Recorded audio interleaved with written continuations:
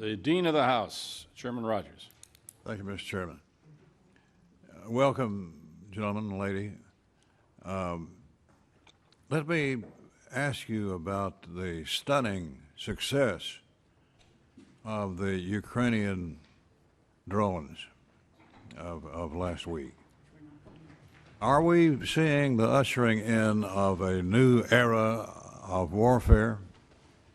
The use of drones from afar.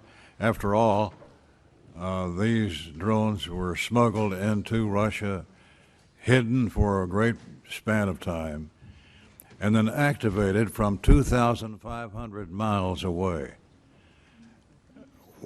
Are we prepared, both defensively and offensively, Mr. Secretary?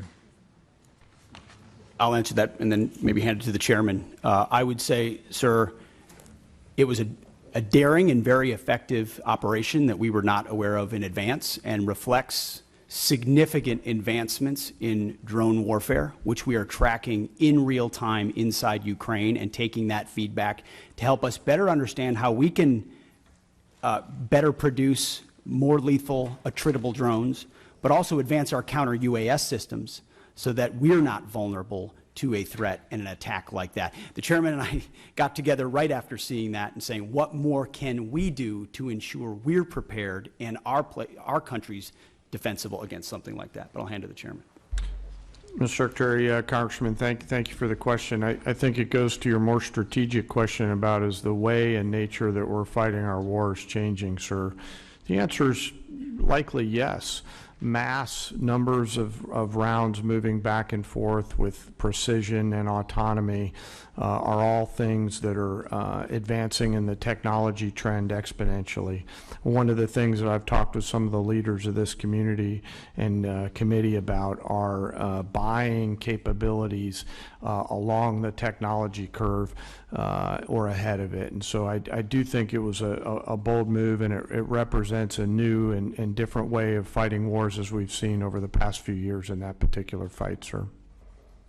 What do we need to do to protect ourselves from a similar type raid by an adversary? Well, sir, intelligence is critical.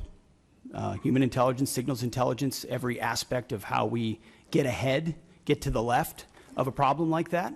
And certainly our department in conjunction interagency are focused on that. But then it's rapidly fielding the commercially available technologies in some cases, but others proprietary, whether they're EW, whether they're microwave, whether they're kinetic, to defeat drones either individually or in swarms in multiple locations against, protecting our people, protecting our installations, protecting our critical infrastructure, protecting our bombers. And some of that speaks to Golden Dome and what we'll do there, but you also have the particulars of the immediate. Our forward deployed troops, are they properly covered by counter-UAS systems? Do we have the best systems forward deployed? And that's something we're looking at every single day. We live in a dynamic operating environment, and the chairman knows this, the deputy, our policy shop, we are focused on ensuring that this is front and center, considering how central this threat will be going forward.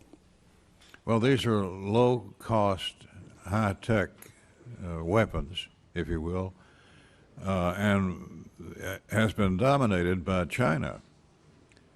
90% of drones are produced by China, I'm told. What does that tell us about what we need to do here at home? Well, sir, it's not just, first of all, making sure we're less reliant on Chinese technology in any part of the supply chain, which is something we can speak to because that's been an aggressive part of our effort at DOD. But also recognizing it's not just China. Of course, Iran invests substantially in drone capabilities. And then learning a lot from partners on our side, like the Ukrainians who have developed systems and fielding that quickly. So commercially available, attritable, that we can produce at home is important to us. Congratulations to all three of you, and we wish you well. I yield back. Thank you, sir. Thank the gentleman for